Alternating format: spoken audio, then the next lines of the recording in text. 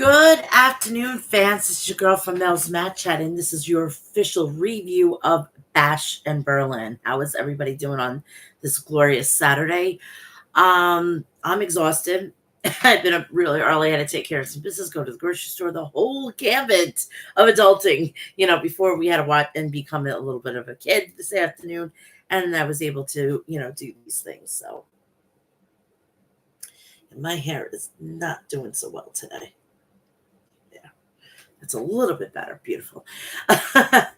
So I'm not going to stay here on too long. I'm going to get you through the entire event, give me my thoughts throughout each of the match, and then get you out of here. And then I got to gear up for tomorrow. If you want to join me tomorrow. But see, the thing is, you're going to get to see these things uncensored. So I'm going to give you a little bit of No Mercy tomorrow on my OnlyFans, Real Mel's Match At. You pay $5 and you get to see these things. It's a win-win situation. I mean, you've always probably wondering what they really, really look like because you've seen my like this. You've seen them like basically it's like no secret, but you can see those nice big areolas, So you're gonna have to go to Real Mel's Match Hut for that on my OnlyFans. If you want the D, I will definitely be putting that there. So you're gonna get the preview and predictions and the review on tomorrow for No Mercy. So that is that. Then I will be back here this Thursday at 2 p.m. for episode 355.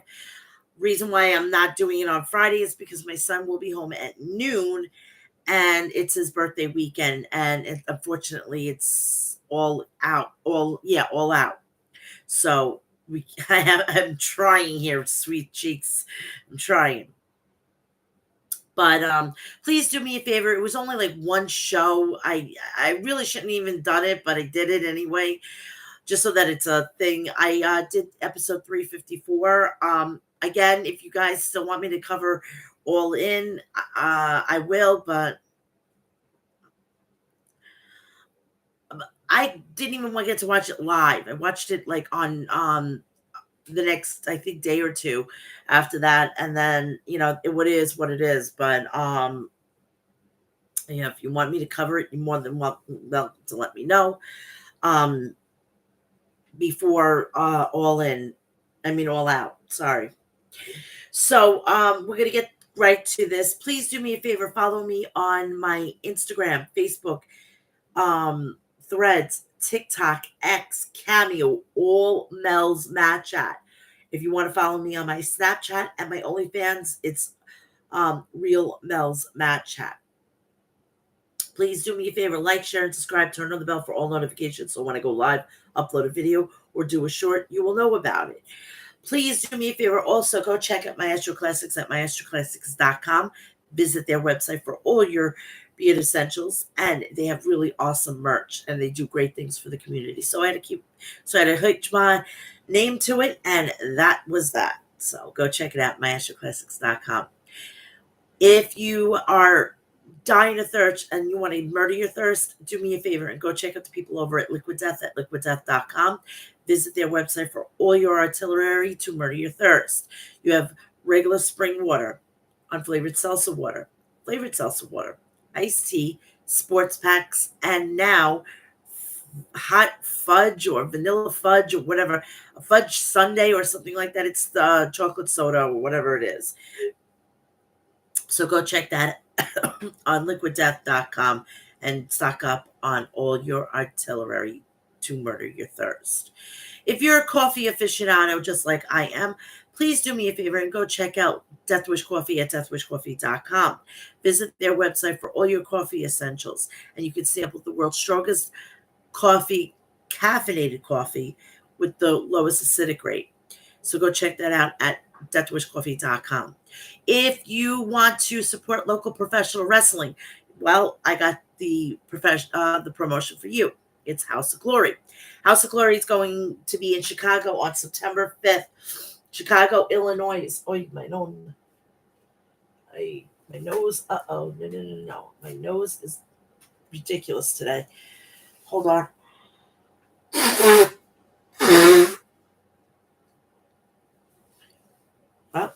Now I know why I couldn't breathe.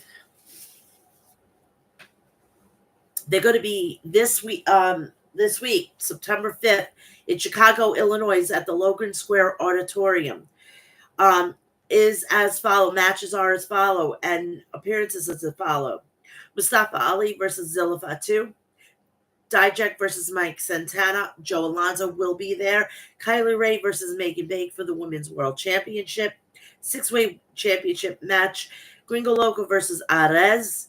And for I believe, the tag team titles, CBK versus Main Event versus Bang and Matthews. Also, September 29th, Believe in Glory. If you say his name, he will appear, and he's making his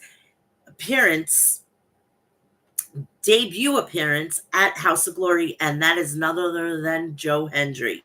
So that's coming up on September 29th. And on October 18th, the legend himself, former MLW heavyweight champion Masato Tanaka, will be in action. So if you want to get your tickets now, go get them at hogwrestling.net. And if you can't get there, please go download the Thriller app and you order it there. But I would suggest you get the Thriller Plus, the subscription, and you're paying less than what they're offering for the event itself. It'll pay off as soon as you sign up for the first subscription. And I'm not kidding you. It'll pay for itself. My nose is killing me today. Hold on.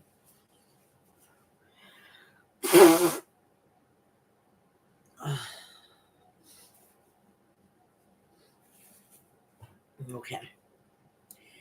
All right, Bash in Berlin. Bash in Berlin went as followed. We had the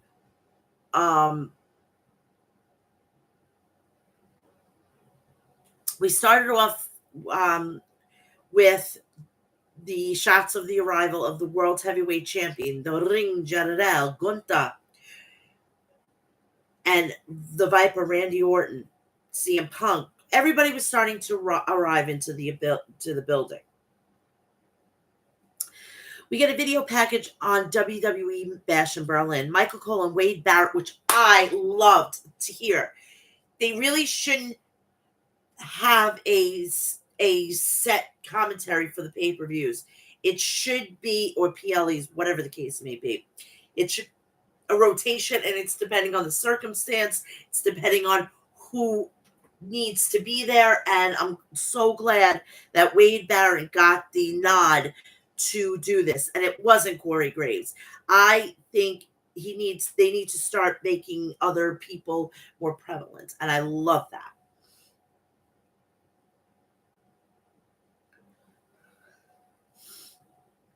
So they welcome us to the show, introduces Sebastian Hackel and Manu Thistle as the German announce team. And I like that. They acknowledge that. I love that. So we started off with the WWE Championship match. The American Nightmare versus the prize fighter, Kevin Owens. Oh my God. I'm telling you, these short pay-per-views is chef's kiss. I'm loving each and every one of them. So the match starts with both men shaking hands with each other. Both men then lock up, and Owens clinches in a front face lock on Rhodes. Rhodes then escapes and clinches in a side of headlock on Owens, but Owens returns the favor. Owens then hits a shoulder tackle on Rhodes, and both men stare each other down. Owens then hits a second shoulder tackle on Rhodes. Then Rhodes sets up for a Cody Cutter. Owens then sees him coming, and both men stare each other down once again. Rhodes then looks to hit a springboard, but Owens avoids it and hits a senton on Rhodes. Rhodes then goes for crossroads, but Owens escapes it and looks to hit a stunner on Rhodes. Rhodes then avoids it, and Owens shoves him. Rhodes then sends Owens out of the ring and looks to hit him with a tope suicida. But Owens sees him coming and sends Rhodes crashing into the ring apron spine first. Owens then hits a senton on Rhodes off the apron and sends him back in the ring, but Rhodes nails Owens with a disaster kick before Owens came back in the ring. Rhodes then follows up with a tope suicida, and Rhodes sends Owens back in the ring and goes for a pin. But Owens quickly kicks out. Rhodes then locks in a submission to wear down Owens' shoulder, but Owens rolls over to the bottom rope to break the hold. Rhodes then hits a knee on Owens' midsection, but Owens responds with a chop on Rhodes. Rhodes then responds with a dropkick on Owens and clinches in a figure four leg lock, but Owens escapes and sends Rhodes crashing into the barricade on the outside shoulder first. Owens then follows up with a splash off the apron and then sends Rhodes back inside the ring and goes for a pin, but Rhodes kicks out. Owens then hits a side Russian leg sweep on Rhodes, but Rhodes responds with a couple of Malogian chops. Owens then nails Rhodes with a clothesline, but Rhodes responds with a disaster kick and goes for a pin, and Owens kicks out. Rhodes then goes for a Cody cutter, but Owens sees him coming and hits him with a German suplex. Owens then follows up with a super kick, but Rhodes nails him with a Cody cutter and goes for a pin. Owens then kicks out and exchange forearms with Rhodes, and both men teeter on the ropes before Owens hits a rolling driver on Rhodes. Owens then goes for a pin, but Rhodes kicks out and looks to hit him with a disaster kick. Owens then avoids it, but Rhodes manages to hit the crossroads on him and goes for a pin, but Owens kicks out. Rhodes and Owens then teeter on the ropes once again, and Owens hits an avalanche buttering buster on Owens. Owens then goes for a pin, but Rhodes kicks out. Owens and Rhodes then deliver some right hands on each other, and Rhodes climbs to the top, but his injured knee gives out. Owens then considered hitting a chop block on it, but decides against it and tells the referee to check on Rhodes. Both men then brawl on the outside, and Rhodes rolls up Owens. Owens then kicks out and hits a stunner on Rhodes, then goes for a pin, but Rhodes kicks out. Rhodes then responds with a couple of crossroads and looks to hit a third, but Owens escapes and hits a second stunner on Rhodes. Owens then goes for another pin, but Rhodes kicks out. Owens then climbs to the top and looks to hit a swanton, but Rhodes gets his knee up and hits a third crossroads on Owen for the win. Now, this is what is a bridge. I really thought somebody was going to come out and attack, or I thought that Owens was going to backstab Rhodes. No, this was a clear cut and dry. This was just basically, I think they're starting to use these matches to keep Owens, because I do think that at the end of the year, I think Owens is gone.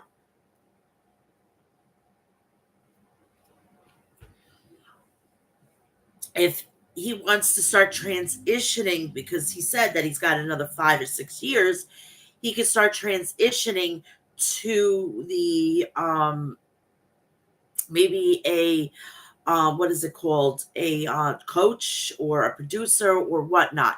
But this is going to, if they do sign him, this should give him a reason to learn the behind the scenes of the business, because then he can possibly get another position after he's retired, or unless he's going to go do the indie circuit and go to Japan and everything like that after the fact. But that's, I think, backwards situation. I think if he's going to do that, I think he should do it now. If he's going to leave and then come back, because there'll always be an opportunity and a place for Kevin Owens. He's a Triple H guy. He's a Paul Levesque guy. I would be so shocked if he kind of stays, because he could do the Japan thing. He probably would like to do the Japan thing, unless he can get some stuff that he wants to do before he completely goes into retirement. But that's the way I see it. And I like that Cody Rhodes, even though he's the face, he was able to, not get the main event and give Gunther and Randy Orton an opportunity to go into the main event, which I loved so much. So then after the match, Rhodes offers his hand to Owens to help him up. Owens then avoids taking it, resisting his head on the top rope. As he reflects on what just happened, Owens then hugs Rhodes and holds his hand to show as a show of respect. So that was that. We get a video package with the entrance of the next match, which is the Women's Tag Team Championships, which are Bianca Belair and Jade Cargill versus Alba Fire and Isla Dawn, and which is the Unholy Union. This match was, I didn't give a shit. I didn't honestly give a shit because, no, I don't think that they deserved it. I didn't think they deserved another title match. I didn't think that they deserved anything. In my mind, I think that who really deserved it was Zoe Starks and Shayna Baszler. But what do I know? To titles that don't mean a hill of beans right now. And they put it back on there for what? For what? Made no sense. Made no absolute sense. Are they going to go to all shows? Are they going to go to NXT? No. Because Jade Cargill only works 1 day a week. And if it's and if she needs a 2 day a week, she's not going on to NXT. So anyway, let me give you the rundown of the match. The match starts off with Dawn and Fire surrounding Belair in the ring. Cargill then joins Belair, and both women go after Dawn and Fire. Cargill hits a backbreaker on Dawn, and Belair hits a gutbuster on Fire. Belair then delivers some stomps on Fire in the corner, then tags in Cargill. Cargill then follows suit and tags in Belair back in before Belair hits a delayed vertical suplex on Fire and delivers some right hands on her in the corner. Dawn then gets in the face of Belair's face from the apron, opening the door for Fire to trip her and hits a knee on her midsection. Dawn then sends Belair crashing into the ring post, but Cargill gets in Dawn's face on the apron. Fire then blindsides her with a tope suicida. Dawn then gets Belair back in the ring and goes for a pin, but Belair kicks out. Fire then tags in and a double teams on Belair with Dawn, then trips her into the ropes and tags in Dawn. Dawn then hits a running knee on Belair from the apron, then wears her down with a submission hold. Fire then tags back in and hits a stomp on Belair's spine. Then follows up with a right hand. Fire then sends Belair into the corner and delivers a few stomps on her.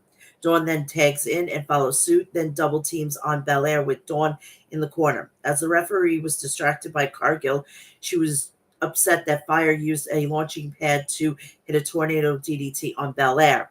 Belair then hits a back suplex on Dawn, then tags in Cargill.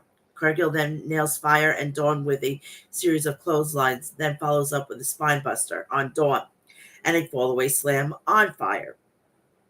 Cargill then hits a super kick on Dawn, then tags in Belair. Fire and Dawn then hit Gory Bomb Flatliner combination before Belair is pinned. Cargill then breaks the fall, and Fire looks to hit her with a tornado DDT, using Belair as a launching pad.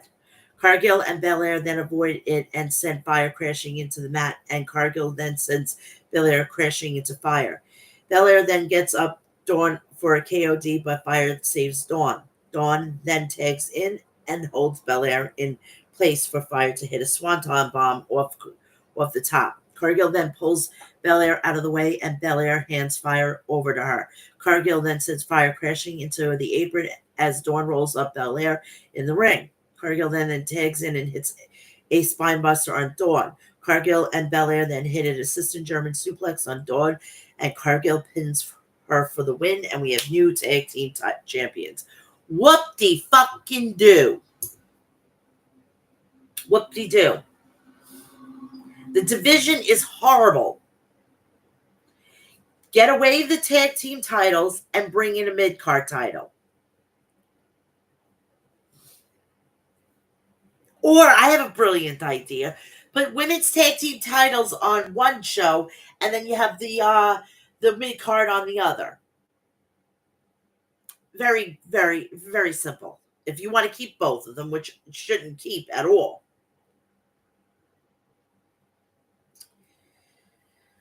We get a video package of the entrances for the next match, which is the strap match. So it's CM Punk versus Drew McIntyre. I want to fucking, whoever thought of this was fucking brilliant. Finally, after how many fucking years that I've been watching wrestling and they've done strap matches, they finally put lights up. Whoever thought of that needs a fucking raise and needs a fucking better position in the company. We finally have that. Oh my lord. And great thing is that we now know that if they get after a certain time that they get interrupted, this count starts again. I love that aspect.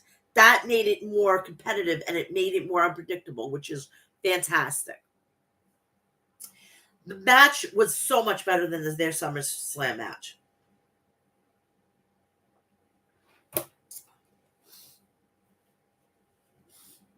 So the match starts off with McIntyre nailing Punk from behind as he's posing on the apron. McIntyre then delivers some right hands on Punk. McIntyre then sends Punk crashing through the ring steps, then sends him crashing into the German announce desk. Midsection section first, and takes off his shirt.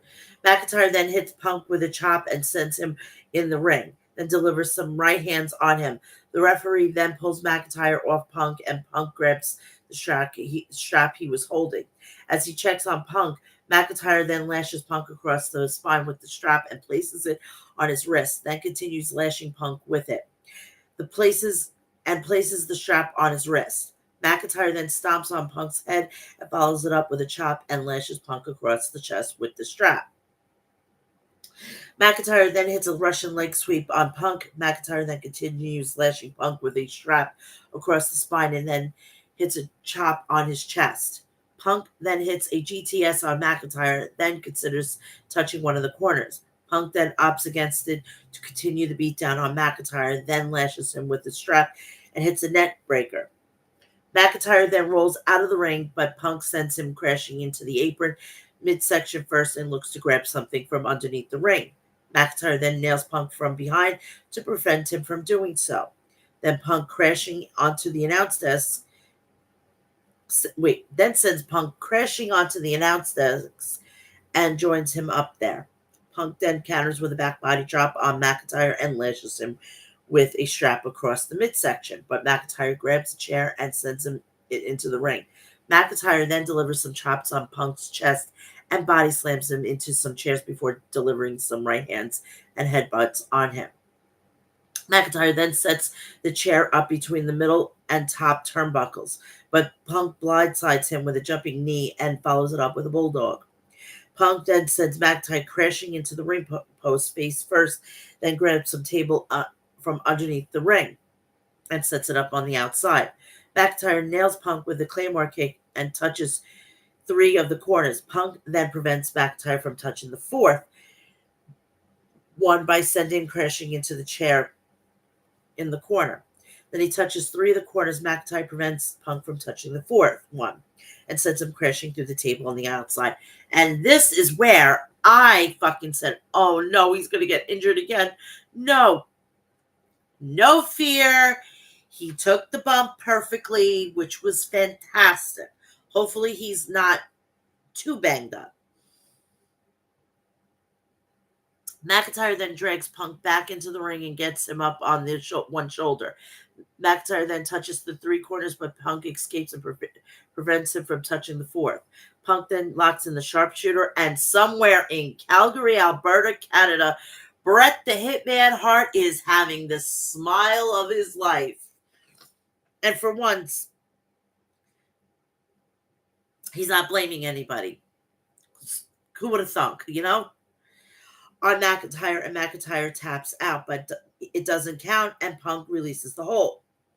Punk then touches the 2 corners, but McIntyre hits a neck breaker and takes Punk's bracelet with his wife and dog's name on it.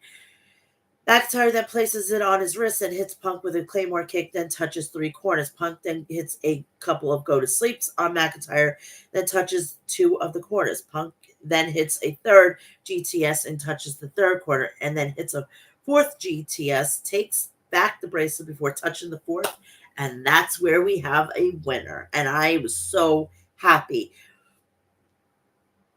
that CM Punk got his win. And after 10 and a half years, he deserves it.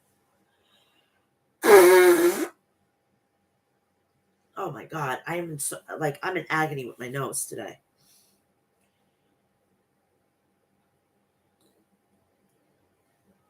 So then after the match, Michael Cole says Punk's first win in WWE in 10 and a half years. Punk went to embrace fellow TKO employee, UFC star Oban Elliott in the crowd, and celebrates his win by standing on the barricade as the fans give him a standing ovation. We are told that tonight's PLE is the highest grossing arena show in WWE history. I would love to know what's going to happen in Wembley when basically WrestleMania is going to be there. Tony Khan is going to fucking implode. We need to start making arrangements for this. We need to stock him up with fucking White Claws. We need to go and possibly take a little bit of trip to Colombia, if you know what I mean, and make sure that he's all set up with a little bit of snow, if you know what I mean. And we need to put him on suicide watch, because this is exactly not suicide. Take his phone away. We need to make sure we take his phone away when that day happens, because this is what's going to happen. He is going to freaking be on Twitter all weekend, or he's going to do something to try to counteract WWE, but it's going to be to no avail. He's got to have all that time to build back up AEW to where it once was. We just got to be, on guard about this. So that is that. We get a video package of the next match, which is the Terror Twins, Rhea Ripley and Damian Priest versus Judgment Day members Dominic Mysterio and Liv Morgan.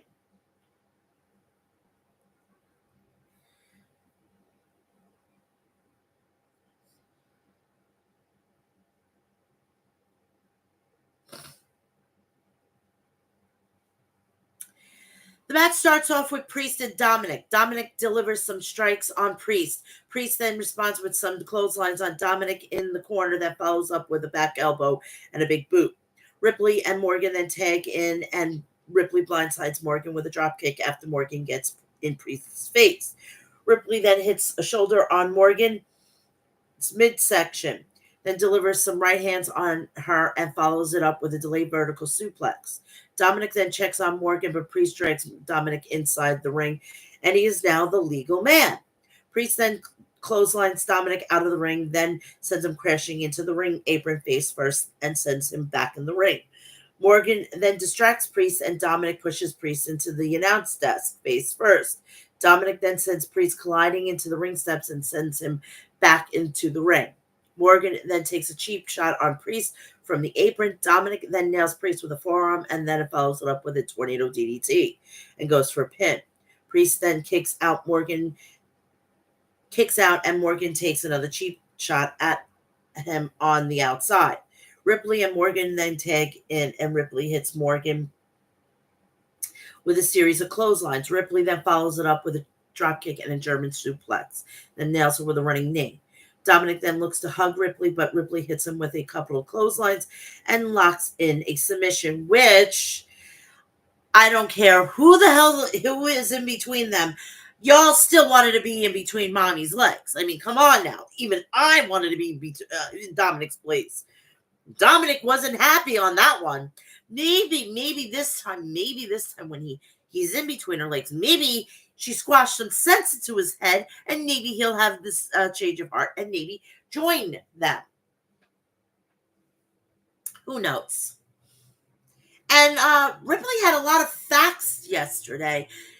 Helped him a lot, got him 2 title shots and everything. He's in a fucking Intercontinental tournament. Whoop-de-doo, did he get a fucking title opportunity at the Intercontinental title? No, but Liv Morgan thinks that she could replace Rhea.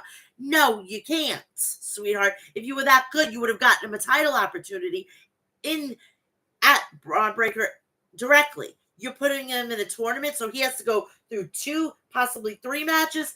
Give me a fucking break here. You have no pull. You have no pull. Who's in everybody's mouths? Mommy, you're not. And don't get it twisted and don't get anything fucking in sexual manner here. Ripley then hits a drop kick on Morgan and then looks to hit the riptide on Dominic. Can't wait till that happens. Morgan then saves Dominic. Wow. Oh my God. She actually did something for Dominic. Oh my God. Oh my God. Should we give her a star? Then hits a backstabber on Ripley. And follows it up with a jumping knee in the corner. Morgan then sends Ripley crashing into the mat and goes for a pin, but Ripley kicks out, of course. Priest and Dominic then tag in, and Priest delivers a series of strikes on Dominic. Priest then hits a back elbow and a flatliner on Dominic and follows it up with more a Mongolian chop as Ripley goes for the same on Morgan. Ripley and Priest then hit double Razor's Edge, which, somewhere in a heaven on a cloud, Scott Hall is gleaming from ear to ear and throwing a nice chop, a toothpick out of his mouth. I love to see it.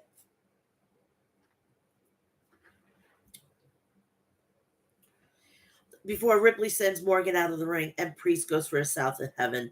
J.D. McDonough. I thought these guys were tough. You know, they were tough. They could handle their own shit. Who was out there the last? Finn Balor. So there's no egos. There's no leaders. Motherfucker, I'm going to keep reiterating this. He started the Bullet Club. Who was the leader at that time? Finn Balor. Case closed. Finn Balor wanted to be fucking the leader. But guess what? He couldn't get the job done and get the world championship. But Damian Priest did. Very easily, they could have done a civil match between the both of them, and they could have put up the stakes. If you win, you get everything. You'll be the leader. But if I win, you got to take a back seat, and you have to make peace with this.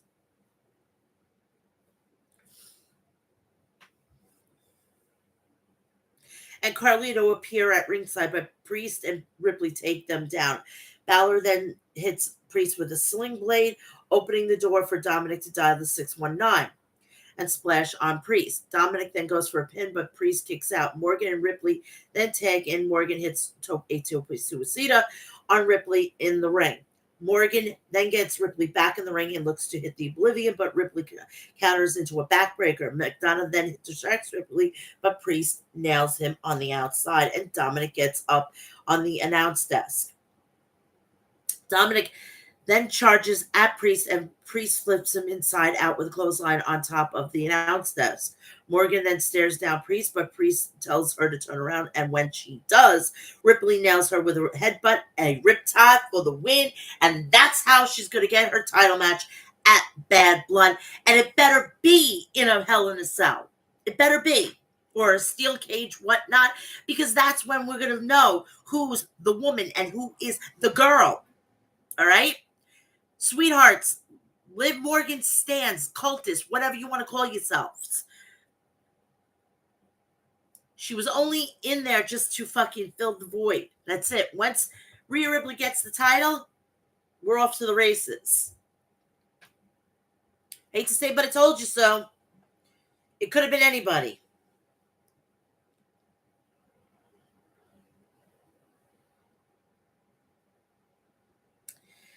Just found out that CM Punk wants the world title.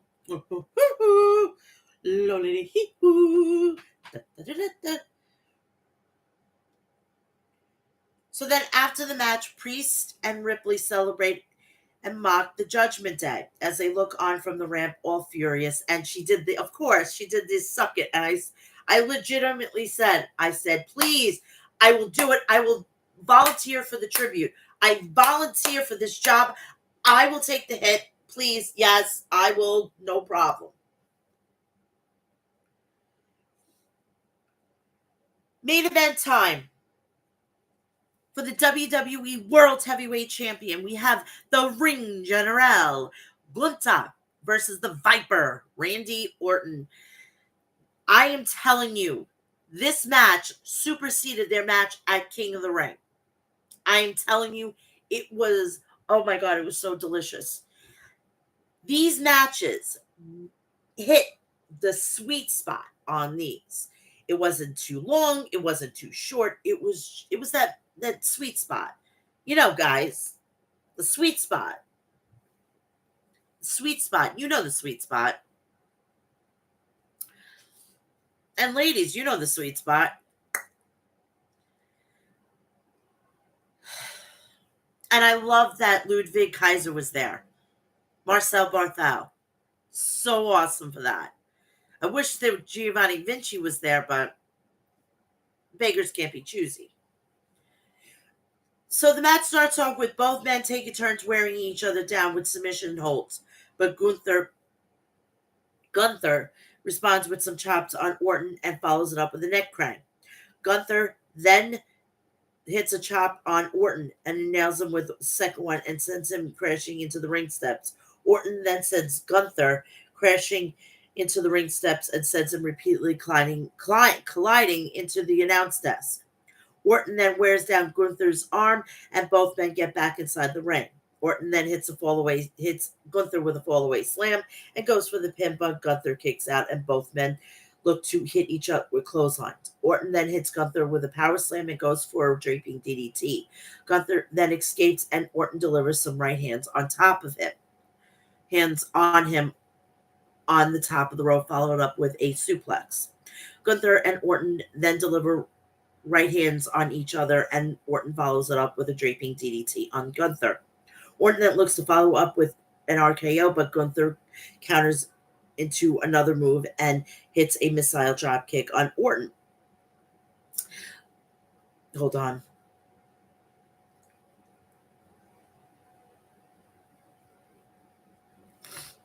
Gunther then climbs to the top and hits a splash and goes for a pin, but Orton kicks out. Gunther then hits Orton with a clothesline and looks to send him crashing into the mat. Orton then prevents Gunther from doing so, but Gunther hits Orton with a powerbomb. Orton then goes and hits an RKO on Gunther and goes for a pin, but Gunther kicks out. Orton then clears the German announce desk, then pulls one of the ring steps out of the corner and drags it over to the German announce desk. Gunther then delivers some right hands on Orton, but Orton sends him crashing on the top of the ring steps before he sends him crashing repeatedly into the other announce desk, face first. Orton then sends Gunther head bouncing off the ring steps several times and drags him up them. Then sends Gunther crashing through the German announce desk. That poor desk between them and the Spanish announce desk is ridiculous. It's like, okay, we know it's a running joke in every professional wrestling promotion. Just go for the other announce desk. Fuck the American desk. They get it all the time on Raw and SmackDown and NXT, for the love of God. Orton then sends Gunther back inside the ring and goes for an RKO. Gunther then sees Orton coming and sends him crashing into the mat. Gunther then locks on in a sleeper on Orton and delivers some hammer and anvil elbows on him. Orton then escapes the hold by sending Gunther crashing into the mat, spine first. Gunther then locks in the submission hold once again on Orton and delivers some hammer and anvil elbows on him. Orton then passes out and the referee calls for the bell. And he retains the title. And that was basically about it.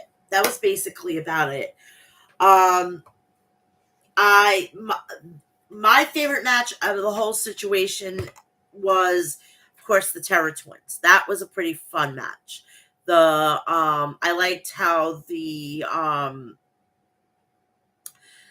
strap match went. It was really, really good. It was very impactful. How do we get a third match? Well, I think what they should do is, because of this whole thing and because both men still want the world title, they should do a number one contenders match, and it's going to be held inside of a Hell in the Cell. Winner will get the world title opportunity at um then I wouldn't do it at Survivor Series, but that's basically the next one. I don't know what's going on for December, but we'll find out. They still have to go to Saudi again. So maybe that they can do that at Saudi, and the winner will get the title at Saudi or whatever. But it was a fun match. The most boring match was the women's tag team titles. I liked how they bookend the both main card titles, and I'm very appreciative that Cody allowed, and not allowed, but gave up that spot as the main event. But who's going to be next for Cody? Who's going to be next for Gunther? And what's the ram? And is Mommy going to get her title back from Liv Morgan? We'll have to see on Monday. Monday night is coming up, and we're going to see the Fallout show from Bash in Berlin. Please, I told you I wanted to get you out of here quick. Very simple, very easy, very smooth. Get you in and out of here, and now you can go enjoy your rest of the fucking Saturday, because that's what I'm going to be doing. But what I'm going to be doing tomorrow on my OnlyFans, please join me around 1 o'clock or 12:30, 1 o'clock for the NXT preview and predictions for No Mercy. Then either right after that, the PLE, or on Sunday, or it'll definitely be Monday, I will be doing the review. So just keep following me on Twitter, X, whatever. So if you want to follow me on there, you want to go check that out. It's Real Mel's Match Chat, and you can see these for $5 a month. It's really, really simple. So you could do that. Also, same handle, which is on my Snapchat. Please follow me on Instagram, Facebook, Threads, TikTok, Cameo, and X, Real Mel's Match Chat. Please do me also a favor, if you want to contribute to the podcast, please go check out my PayPal, and you can put whatever you want. Send me a message, and I will read it for a whole week on each of my shows. Please also, they're all Mel's Match Chat for that. Also, please do me a favor. Go check out my Extra Classics at myextraclassics.com.